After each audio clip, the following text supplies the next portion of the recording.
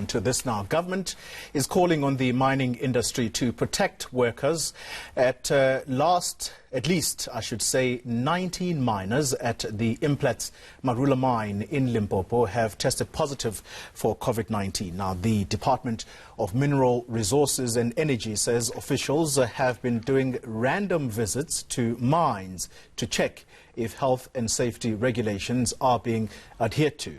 The Minister, Gwede Mantashe, speaks to us now over the phone. Minister, thank you very much for your time. Unions like the NUM are saying there's been no visible monitoring of the health and safety regulations at the mines. How do you respond to them? Now, morning, Polly. Actually, I've personally been to 12 mines on an unannounced visit. In every mine I've been, I found trade union representatives present.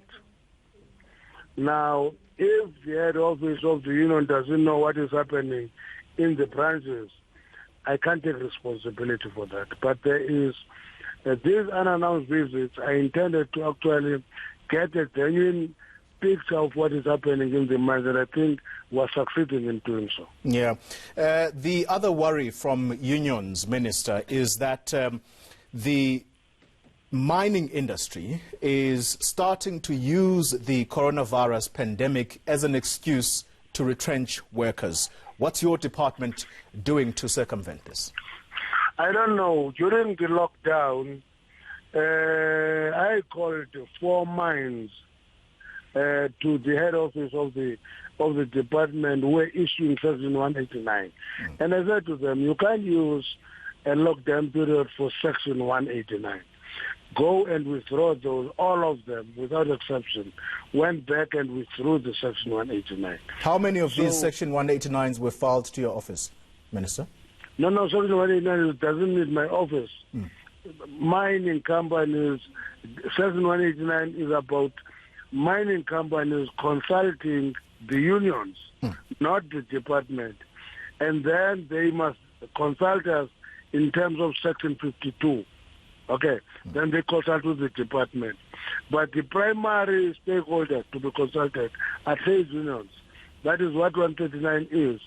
And we have insisted that we withdrew 189 until we're out of the lockout, because during the lockdown, unions will not have the freedom of movement in engaging with you on this matter. All the mines that came to my office are great. Now, Minister, if I could ask you to just wear your energy hat for a second. South Africa's economy is taking a serious beating from COVID-19. You have been quoted in the Financial Mail as saying that the energy portfolio which you lead represents or presents a silver lining, and that could basically unlock a quick economic recovery. What I want to ask of you is, what exactly are you referring to when you're saying there could be a quick economic recovery stemming from your energy portfolio? Oli, let me give you a picture of COVID-19. You know, when we said we want mining to open systematically in phases, one of the things we said was, listen, we must protect lives and also protect livelihoods. And that opening at reduced capacity was meant to preserve the infrastructure in the industry. We have succeeded in doing that. Now there's testing. You refer to the 19 workers in Marula. Actually, yesterday, in Dwasa River, we earlier found a case and issued a Section 54 to stop the operations, and said we will not continue the operation without testing and screening. And yesterday we found 22 cases in that mine, which I think the system is beginning to give us the necessary result. Now let's go to energy. Energy is always a catalyst to the economic sector. But what has happened during COVID-19, you'll notice that when we allowed collieries to supply Eskom and Sasol, we also have allowed energy to operate at full capacity.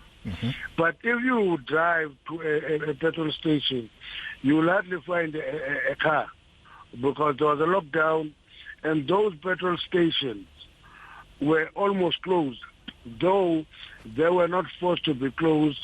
As a result of that, 4 of the refineries had to be stopped, and they were stopped.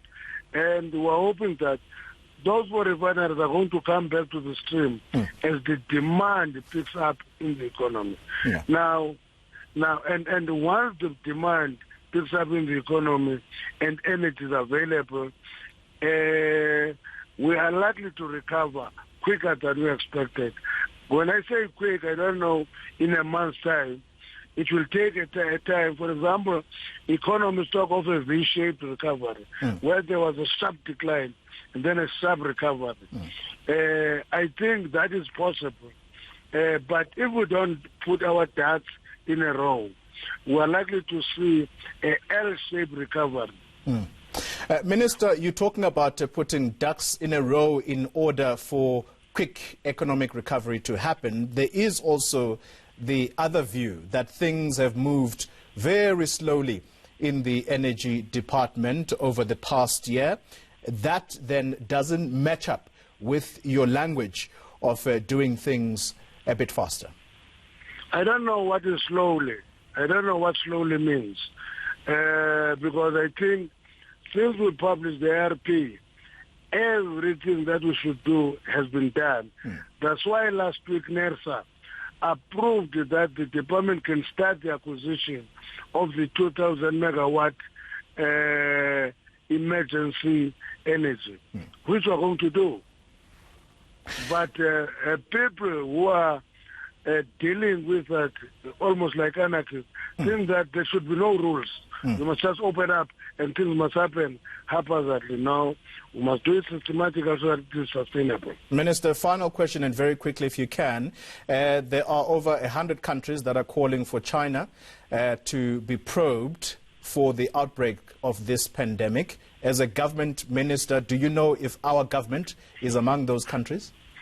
The reason that I'm not in international relations is because I know rocks. I don't want to venture into international relations, you know. Thank you very much, Minister, for your time. We evaded that question as expected. Thank you.